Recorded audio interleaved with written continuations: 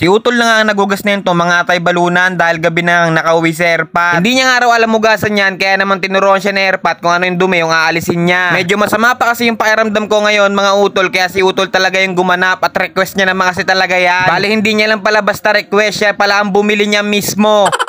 By the way mga Utol, pagpasensyaan nyo na mga Utol kung meron kayong naririnig na kantahan sa pagbo-voiceover ko. Gawat nakanta kasi yung mga kapitbahay ko rito. Alam nyo naman, linggo ngayon, alam na, inuman na. Kung aantayin ko pa sila matapos bago ako mag-voiceover, wala na, abutin na ako ng siyam-siyam niyan. Kaya pagpasensyaan nyo na mga Utol dahil hindi naman natin maiiwasan yan. Linggo ngayon, rest day, talaga namang inuman malalayan. O sakto rin mga Utol, kung magsisimula ka palang tumagay, eto pulutan at ay balunan, tsaka isdang prito, talaga naman. Ewan ko na lang talaga kung iwanan ka pa ng kainuman mo. Tapos lapagan mo pa ng kanin na mainit-init, yung tipong bagong saing, ay talaga naman. Lasing ka na, busog ka pa, o saan ka pa, tulog na.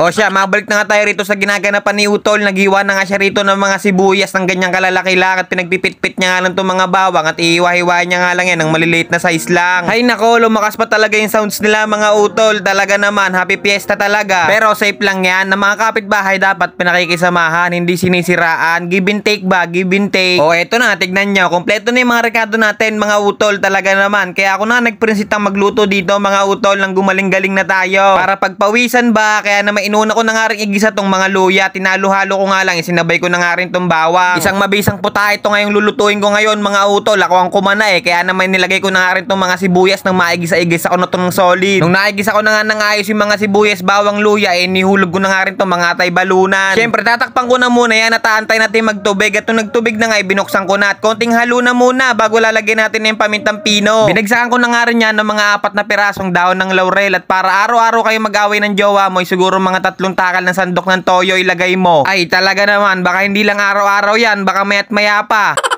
Nilagyan ko na nga rin yan ng isang sachet na oyster sauce para mabisang-mabisa ang ating pudripan at hinalo-halo ko na nga lang muna at tatakpan ko na muna ulit yan. Habang si Ermat naman dito sa labas kakauwi nga lang galing trabaho. Tignan nyo naman yung dala-dala, 2 latang kondensada. Ay matik na kung para saan na naman yan. Alam na dis. Binudburan ko na nga rin ng asin tong mga isda na matanggal ang kanilang mga katigate bago hinalo-halo ko para lahat ng parte malagyan. Kaya naman pinainit ko na nga rin tong kawali at binuksan ko na nga tong adobo natin para lagyan ng magic sarap. At syempre para ganap na adobo to, nilagyan ko na nga rin yan ng suka para may konting asim na parang kilikili mo.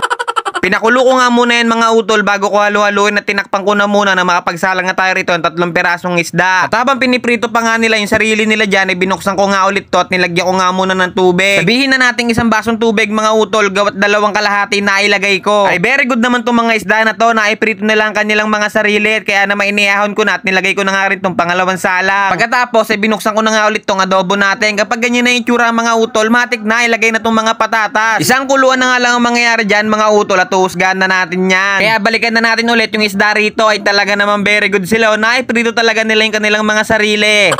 At sa huling pagbukas ko nga rito mga Utol, pwede na yan. Kaya naman sumandok na ako rito at ihipang ko lang. Alam nyo naman may trangkaso ko mga Utol, wala tayong panlasa. Kaya naman si Utol lang tumikim. Tignan nyo kahit mainit, palag na palag, kaya double oy ka pa rin. Tignan nyo naman kasi yung itsura mga Utol, talaga namang uubos ang isang kahon na gin yan. Kaya naman pinatay ko na kagad dyan na makachibog na tayo at si Utol naman inilapag na ang mga dapat ilapag dito sa lamesa. Yung mga ganyang ulam hindi na pinatatagal yan, hindi na yan pinalalamig. Yung tipong pagkasubo mo mapapaso na yung dila mo. Tapos sundutan mo pa na yung dragon fruit na may kondensada ay talaga naman legit na legit ang bisa niyan. Kaya naman tumesting ka talaga niyan Utol, hindi ka talaga magsisisi. Tignan mo kami ginagabi-gabi na. O kung wala ka pang naisip na pamulutan dyan, matik na yan sa'yo. Kaya naman bago ang lahat, kain tayo mga Utol at pagsalo-salo na natin to. At habang nakakain kami, magsha-shoutout ako. Kaya shoutout sa Utol natin na si Malon Cortez Rivera, kay Isabel Prampandi Bulacan, kay Jenny Garcia Jimena, kay Isabela Gregorio, kay Eduardo Biray Pabros Jr., kay Cubien Ramos from San Carlos Pangasinan, kay EJ Galang from QC, kay Raisha Binamira from Gumaca, Quezon Province, kay Katrina Pitoral Enriquez, kay Jane Malalay from Sambuanga City, kay Jess Ragudo from Aburlan, Palawan, kay Jenny Rose Banquiao, kay Len Sevilla Distara, at sa Utol natin na si Jonathan Arguncillo from La Union. Shoutout po sa inyong lahat mga Utol at maraming pong salamat sa mga suporta na binibigay ninyo. Kaya paano? Paalam!